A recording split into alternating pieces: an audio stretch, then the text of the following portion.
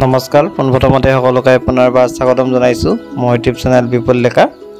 আজিৰ এই ভিডিঅ'টোৰ যোগেদি মই আপোনালোকক গণেশ চতুৰ্থীৰ সৰু এটা ভিডিঅ' ক্লিপ দেখুৱাব বিচাৰিছো আৰু এই গণেশ চতুৰ্থীটো আয়োজন কৰা হৈছে তেজপুৰৰ বালিপাৰা নামৰ ঠাইত, মানে তেজপুৰৰ বালিপাৰা চকাত আয়োজিত কৰা হৈছিল। তাৰে সৰু দৃশ্য এটা ভিডিঅ'ৰ মাধ্যমেৰে দেখাবলৈ চেষ্টা কৰিলো। আশা কৰো আপোনালোকে ভিডিঅ'টো চাই ভাল পাব।